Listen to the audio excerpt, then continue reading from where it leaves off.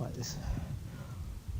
So this is not really related to metadata at all. Data warehouses and a tiny bit of data mining, and let's go pretty quick on this because we haven't got much time. Okay, so we're working, we're told we're in an area of a world of big data. We've got lots and lots of data, but we've got to get means, we need means of extracting information, knowledge from this, from these data sets, these large data. A couple of quotes I just threw in. I'm not quite sure how relevant these are. Just this idea of these large data and that we're moving into this world of data, data exploitation, data use. So this is quite a famous quote, although there are lots of different people credited with this quote. So it's not quite clear. It's one of these things that's emerged out of, and is probably nobody actually ever said it ever quite like it's written down, but that's the way it's come to be. The data is the new oil. We need to find it, extract it, refine it, distribute it, and monetize it. A very commercial view on data, but a very valid one, you know, to distribute it, refine it, extract it.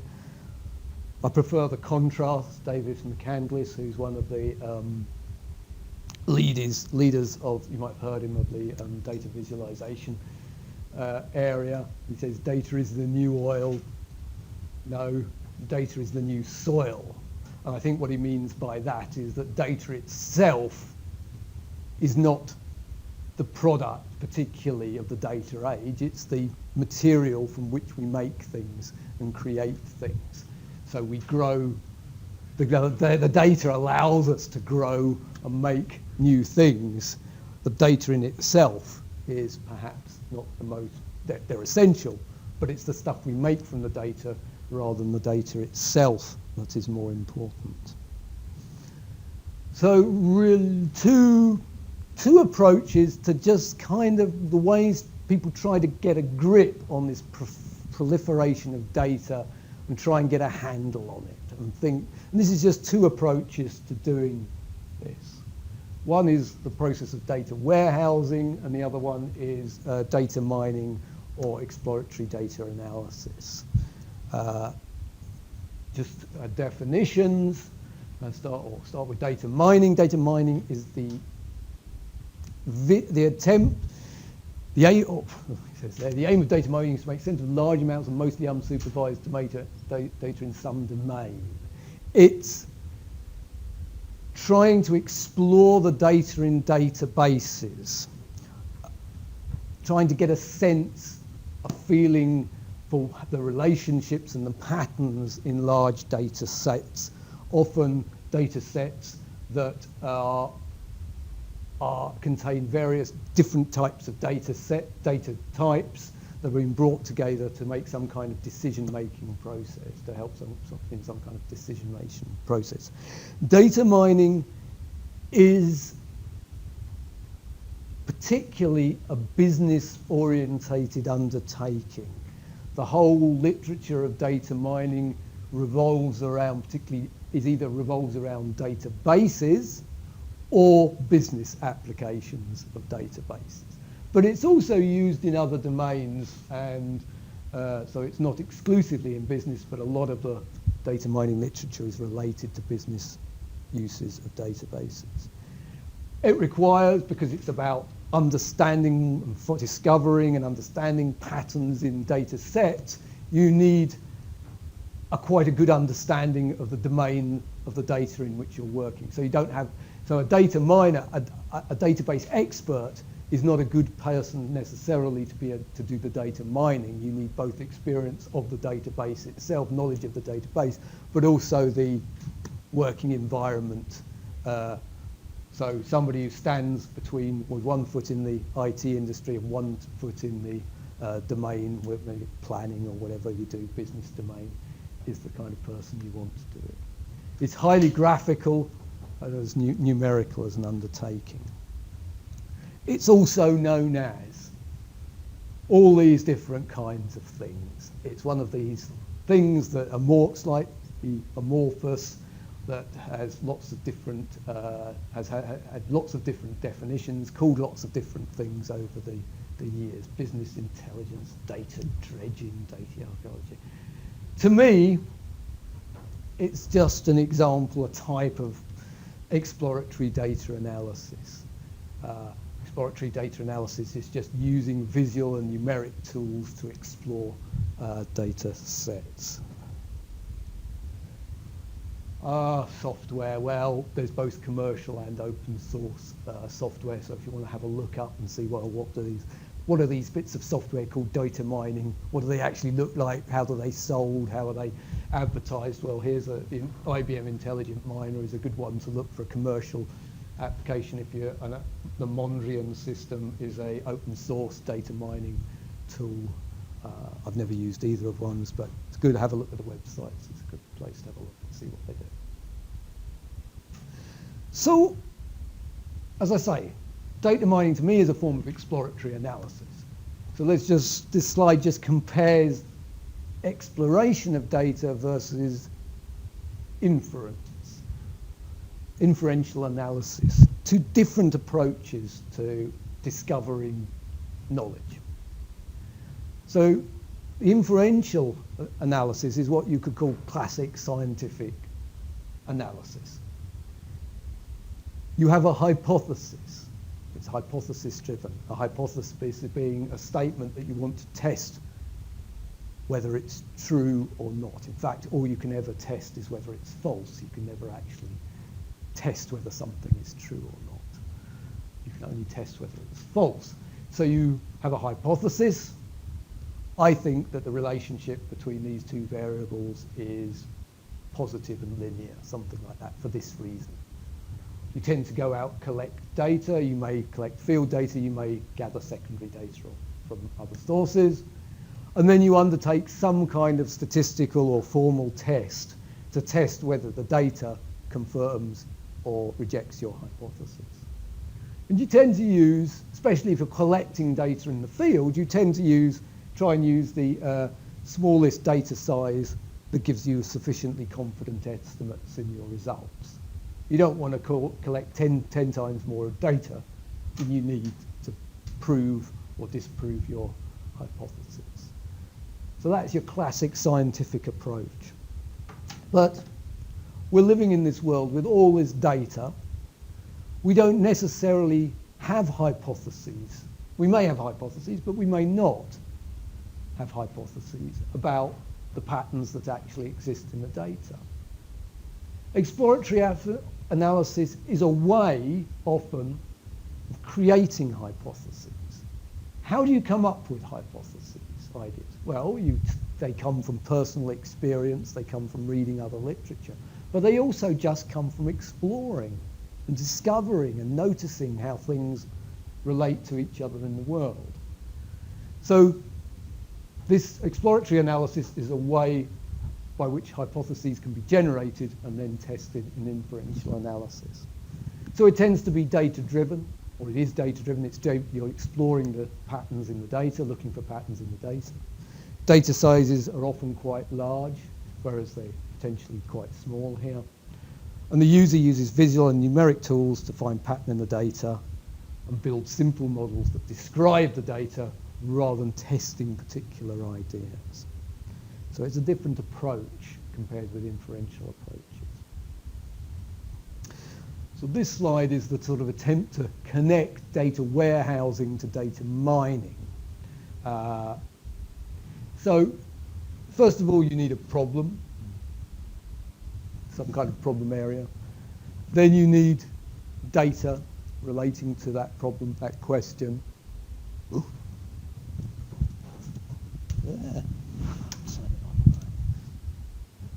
You need data relating to that information, that question, that problem. You prepare the data in some form or fashion, you clean it, and that's where where warehousing kind of comes in.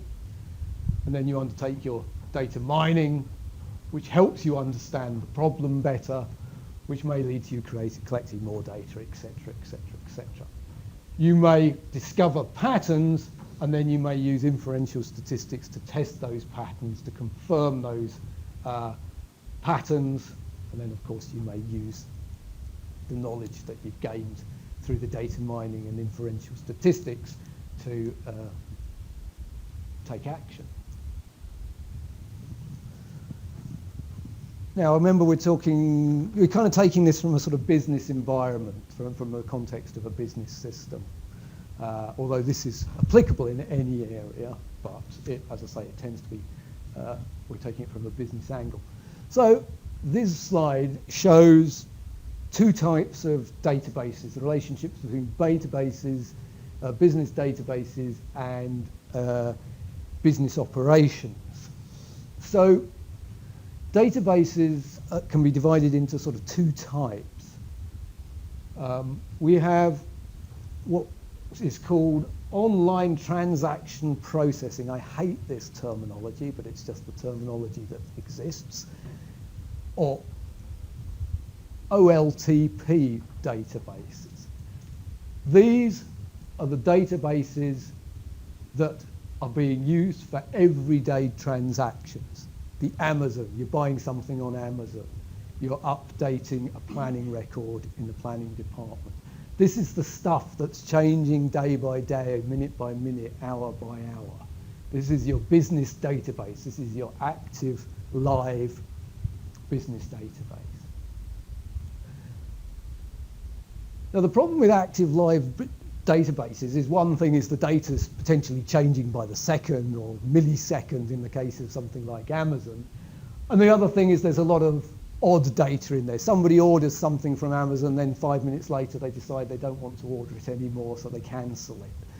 They change the position. So there's lots of sort of extraneous information that is about day-to-day transactions, but maybe not about overall business patterns and things like that. There's a lot of noise in there. So what a warehouse does is basically a warehouse is an extraction from a sort of master transaction database, a sort of clean version, so to speak, of the master data, or a summarized, aggregated version, perhaps, that then you perhaps update periodically from the business database, perhaps weekly, monthly, yearly, it all depends on the application area, and that it is this kind of cleaned data set which is fixed for at least a reasonable period of time, that you undertake data mining, analytical analysis, and make decisions on the basis of, or strategic company-based decisions. These types of warehouse databases are often called, well, are linked with what we call online analytical processing. So why online transaction processing? Because these databases are online, and these are about transactions, processing transactions. These databases, they're online because they're used by managers and other people in the business, but they're not about transactions. They're about processing or an analysis. They're about analysis. Hence, these are called OLAP, online analytical processing databases, or they're databases that support online analytical processing, whereas these are databases that support online transaction processing. So here's a sort of architecture. Architecture is just the arrangement of components of an example of a data warehouse, and I'll go through this quite quickly. So a data warehouse is basically an environment within which a business or other organization brings together the data sets, sort of cleans them up, summarizes them, which allows them to analyze business processes across the company or organization. So it may bring together data from internal databases, including transaction databases, but also other things like marketing, things like that. External data, they are brought together into your data warehouse using a set of what are called ETL tools. I've got one slide on each of these sections. We store metadata about the data stored in the data warehouse. And then we can have potentially different views onto our data warehouse for different users within an organization. So perhaps a view on for logistics people, a view on for marketing, a view on for quality assurance. And then, we should have different, I'm missing out some arrows from these two views as well. Then these views, different people, these different views can access various mining tools that allow them to interrogate the data in the database themselves. And these can be many different types of tools, but one I'm going to cover really quickly is called multidimensional data cubes. So we run through this really quickly. Internal databases, extractions from transaction databases with all the noise removed, maybe summarized by day, by week, by month even. It all depends on what the purpose of the warehouse is to be. But also other corporate databases. And then the personal databases of managers in particular areas in the company. Often people collect their own information that is not integrated into corporate systems, but are in personal systems on their local databases and stuff like that. So they may digest all this type of information. And then you might get external data from companies who are analysing things like market share, census, and then we might get data from the census, the ordnance server. These ETL tools, well, they're a set of specialist tools designed to help get your data into your data warehouse. So extract tools, the E in the stands for extract, useful ways of getting subsets out of your transaction and other databases. So ways of subsetting and selecting information.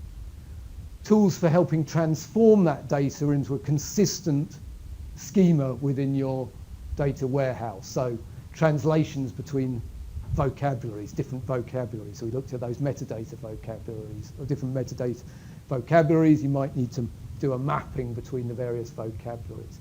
There may be duplications, so you may filter out duplicate data. It has tools for dealing with missing data. Do you keep missing data as nulls, or do you put in some kind of average value or something like that? And for searching for inadmissible data errors, inadmissible systems. The L stands for load, just for loading up into the database. The data in the database should be clean. The purpose of these tools is to get a clean, consistent extraction out of these various source databases.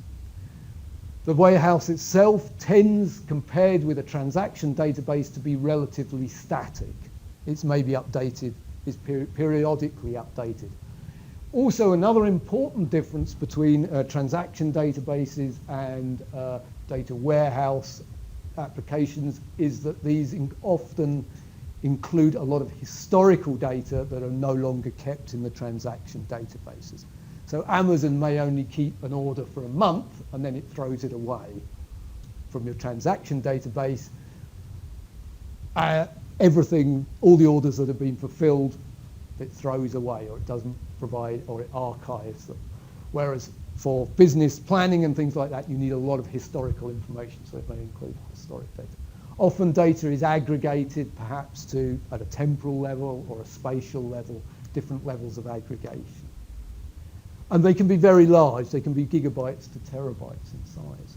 And as I mentioned in the normalization lecture, because one of the purposes here is not to maintain data integrity, but to maximize and optimize exploration of the data warehouse often have the star schema where you have a base fact table that you're interested in, and then you have various tables that are directly linked to that are foreign keys in this data table. And these are the dimensions that you want to explore where these base facts, the relationships between these base facts in these various dimensions. And this star table structure allows you to optimize the searching and display of information from this data because you're not interested in maintaining integrity. Metadata, we just had other thing, hold on, metadata, don't need to say anything about metadata.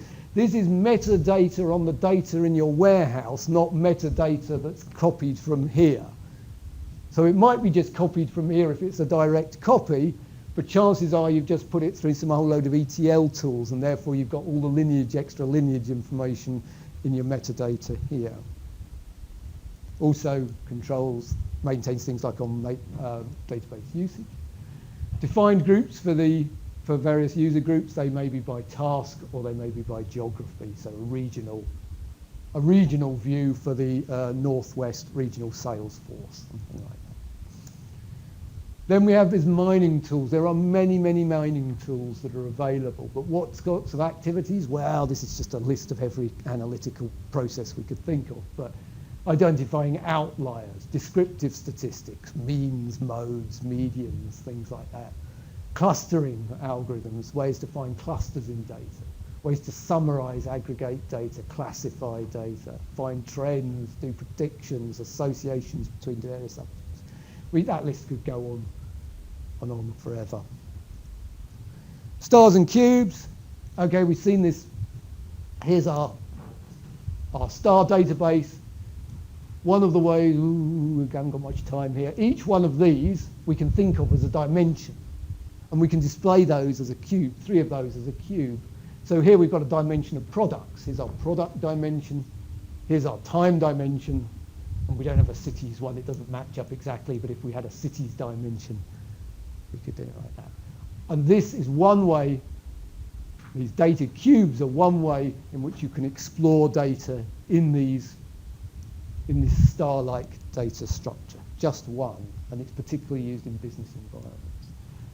I'll run through this. Basically, you display 3 of your dimensions in a cube-like environment. You can slice your cube, which means taking a single value for one or more dimensions. So we've aggregated all our data to years here from our sales. It's all in German. It's all to do with some sort of outdoor shop or something. My German is absolutely even worse than my French. So slicing, we've aggregated to 2004, then we extract just the 2004 figures.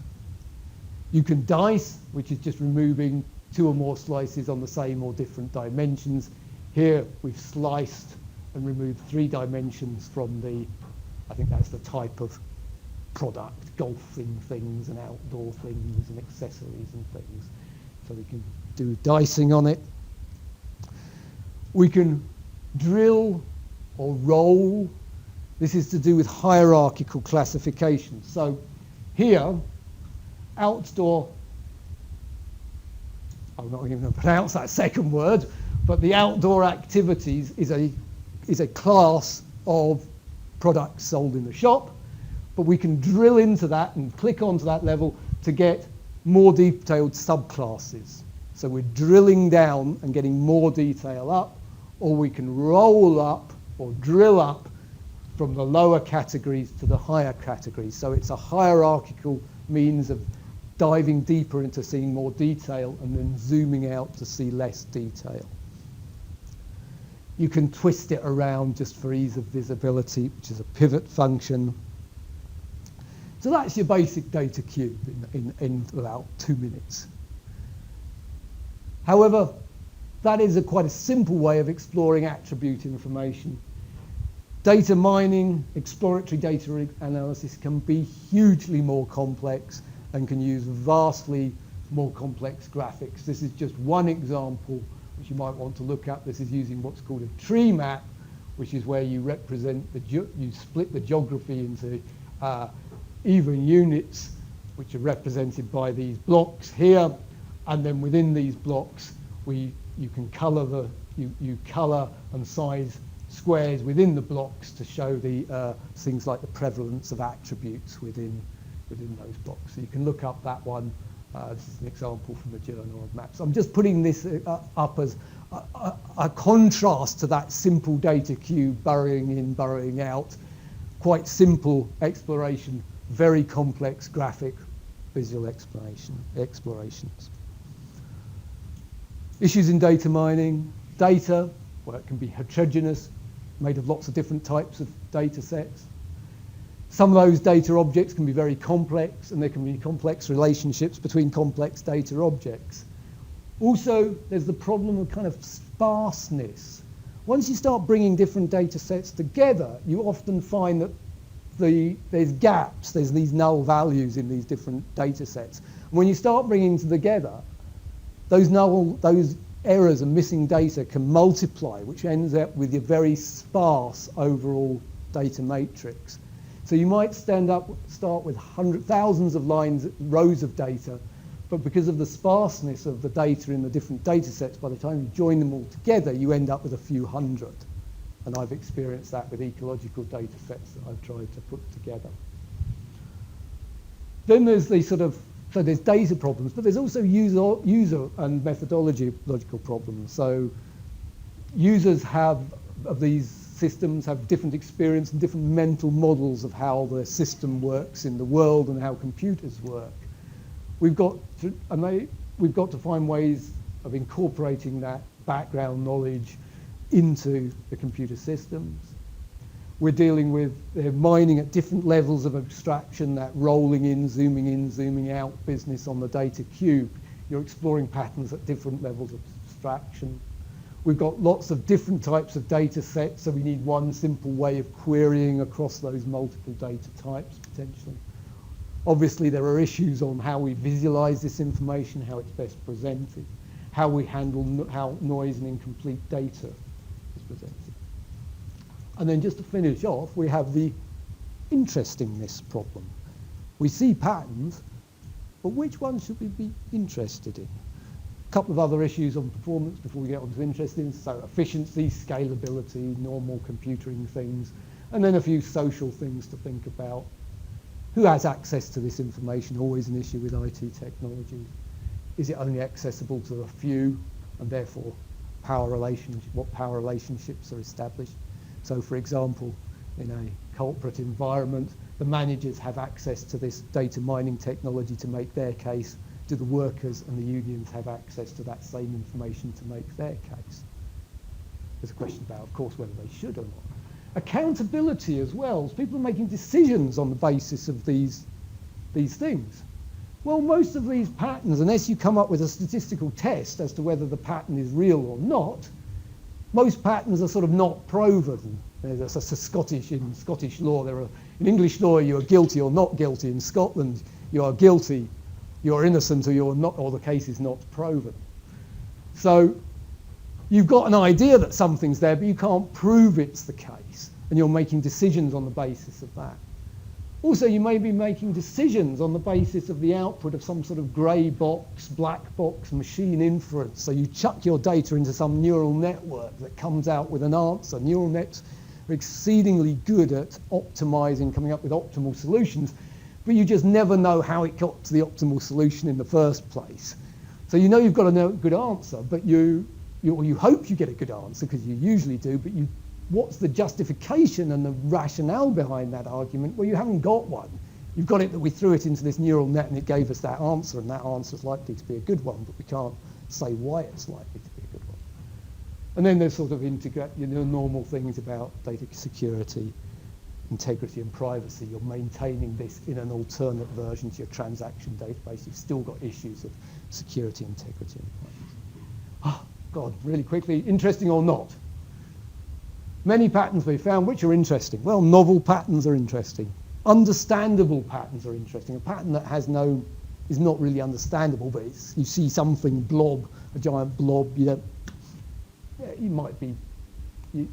need to understand the pattern. It needs to be meaningful in the context of how you understand the domain operates.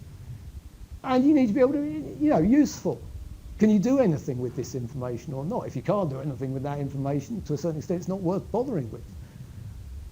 How do you assess whether something is interesting? Well, obviously, the best thing to do probably is to have an objective statistical confidence on it. Undertake some kind of test statistic, inferential statistic. But there's also other subjective criteria which pretty much map onto this. Is it an unexpected pattern? If you were expecting the pattern already, well, that's not particularly interesting. It's nice to see, but it's more interesting if you found something that was unexpected. It's more interesting if it seems to be realistic in how you understand the world. And it's interesting if you can actually do something with it. So, last slide. Okay, warehouses are cleaned extractions from operational databases. They integrate hard and soft information, and data mining techniques facilitate the exploration and discovery of pattern in these data sets. From my perspective,